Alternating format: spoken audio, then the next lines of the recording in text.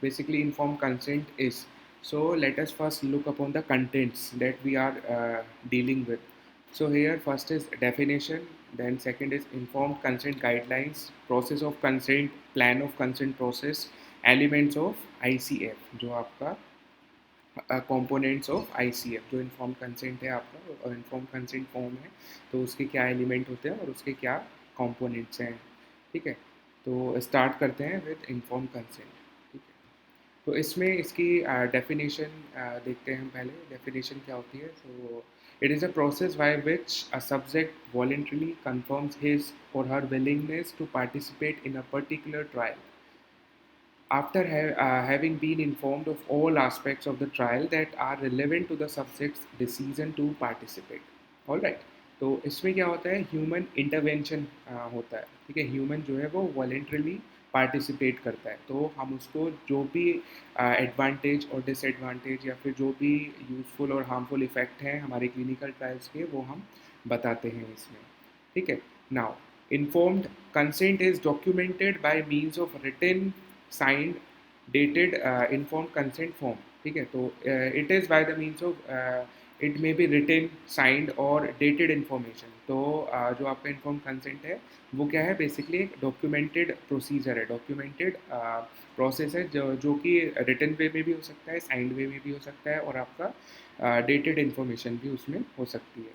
All right, now the goal of the informed consent process is to provide people with sufficient information so that they can make informed choices about whether to begin or continue participation in clinical research।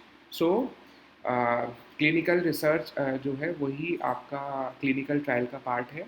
ठीक है, तो उसमें क्या होगा? जो inform consent का जो हमारा गोल है, जो मेन एम है, वो यही है कि हमें लोगों को सफिशेंट इंफॉर्मेशन देनी है so that they can decide, so that they can choose whether they have to participate in that clinical trial or whether they do not have to continue with the clinical research।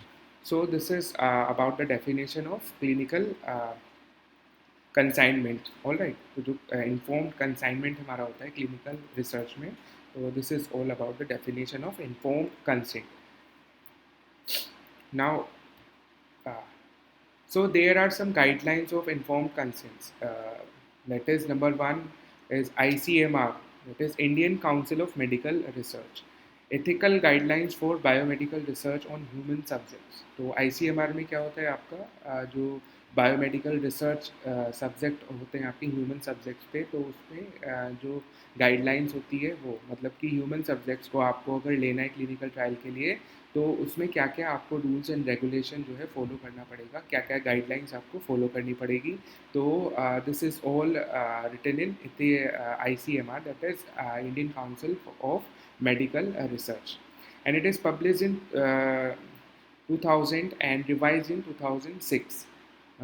ये 2000 में publish हुआ था और revise जो हुआ था with some changes in its guidelines, it is revise in 2006। Then second is ICH. ICH is very important guidelines. It is stand for International Conference of Harmonization या फिर International Council of Harmonization. Okay. So informed consent guidelines under ICH comes in E6 section 4.8 under GLP, that is your goods clinical practice। सो जो आपका ये goods clinical practice है या फिर goods laboratory practice है, it's a part of one of the same thing. So goods clinical practice which comes under your ICH। All right, so inform consent guidelines को follow करने के लिए या फिर इन्फॉर्म कंसेंट्स को बनाने के लिए हमारे पास दो गाइडलाइंस यहाँ पे बेसिकली होती हैं। First is ICMR and second is ICH। All right, तो ये दोनों ध्यान रखना आप। देन इसका प्रोसीजर क्या होता है इन्फॉर्म कंसेंट का? First you have to deal with the person who is willingly participate in your clinical research or clinical trial। All right, so you need to have comprehension, you need to have some views, some positive aspects of your clinical trials, or whatever be the reason behind your clinical trials, to perform your clinical trials. So make a comprehension of that. Then you have to further you have to pass your information to human intervention, that is your volunteers. Then फिर आपका क्या होगा कि सबसे पहले आप comprehension करोगे अपने आप से. देन फिर जो आपने जो भी क्वेश्चंस आपके होंगे उसको सॉल्व करके फर्दर उसको पास आउट करोगे अपना इंफॉर्मेशन किसको, योर जो वॉलेंटियर्स हैं, आपका जो वॉलेंट्रीज हैं उसको. So information has to be pass to the volunteers. तो इन्फॉर्मेशन जो होगा आपका इन्फॉर्मेशन वो हाइडेड नहीं होगा. ठीक है, जो भी आपके मेरिट्स और डीमेरिट्स हैं उस क्लिनिकल रिसर्च के, उस क्लिनिकल ट्रायल के, वो आपको वॉलेंट्री को बताना होगा. ठीक है, नाउ वो वॉलेंट्री की चॉइस है, वो इंटरेस्टेड होगा तो it will participate in your clinical trial, otherwise he will not. All right, so this diagram basically shows about the informed consent. Now, so here is a flow diagram for this. Information provision and sharing by research team. All right, discussion and interaction between researchers and potential participants, true understanding, acceptance or rejection of participants, then agreement to participant, follow up and end of contract. So ये क्या कह रहा है कि यहाँ पे जो आपका इंफॉर्मेशन प्रोविज़न होगा वो रिसर्च टीम के अकॉर्डिंगली शेयर करेगा. रिसर्च टीम उसको अकॉर्डिंगली शेयर करेगी टू द वॉलेंट्रीज. सो वहाँ पे क्या होगा, एक डिस्कशन होगा रिसर्चर्स और पोटेंशियल पार्टिसिपेंट्स के बीच में. ठीक है, जो एंथुजियास्टिक पार्टिसिपेंट्स हैं उसके बीच में क्या होगा, एक डिस्कशन होगा, इंटरेक्शन होगा. ठीक है, इंटरेक्शन से क्या होगा, उनके बीच में अंडरस्टैंडिंग क्रिएट होगी. अगर वो अंडरस्टैंडिंग पार्टिसिपेट को समझ आती है तो वो एक्सेप्ट होता है, नहीं आती तो वो रिजेक्ट होता है. मतलब this is inform consent is all about a contract. You are telling about the contract of clinical trial. All right, so अगर जो पार्टिसिपेंट है उसको अंडरस्टैंडिंग हो गया तो वो एक्सेप्ट हो जाएगा, एग्रीमेंट कर लेगा टू पार्टिसिपेट. ठीक है, तो वहाँ पे वो एग्रीमेंट पे साइन कर लेगा and he or she will participate in that clinical trial research. Then उस पर क्या होगा, फॉलो अप वहाँ पे होगा. और अगर उसे वो रिजेक्ट करता है, अंडरस्टैंडिंग अच्छी नहीं होती है, तो एंड ऑफ कॉन्ट्रैक्ट. तो आपका जो कॉन्ट्रैक्ट है, कंसाइनमेंट जो है आपका, वो रिजेक्ट हो जाएगा क्लिनिकल ट्रायल का. All right, now the process of consent. Consent का क्या प्रोसेस यहाँ पे होता है.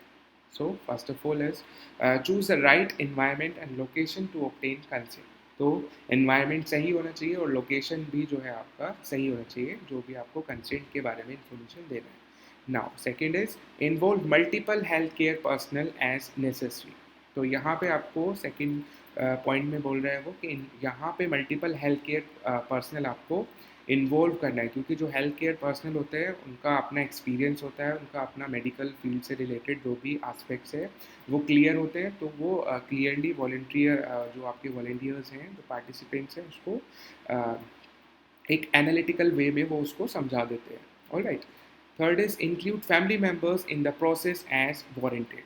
तो यहाँ पे गवाही के लिए भी एक फैमिली मेम्बर होना बहुत ज़रूरी है. ठीक है, ऐसे ही नहीं कि एक बंदा गया और उसने पार्टिसिपेट कर लिया क्लिनिकल ट्रायल्स में और किसी को पता ही नहीं है. सो एज अ गारंटर के तौर पे वहाँ पे एक फैमिली मेम्बर्स भी होना ज़रूरी है. Ensure that the subject or legally authorized representative, that is LAR, is competent. All right, तो वहाँ पे क्या होगा, जो आपका लीगली ऑथराइज रिप्रेजेंटेटिव है वहाँ पे होना बहुत ज़रूरी है, क्योंकि ऐसे ही फर्जी या फिर आपका फेक कुछ भी नहीं होना चाहिए. मतलब जो आपका सब्जेक्ट है वो लीगली ऑथराइज होना चाहिए.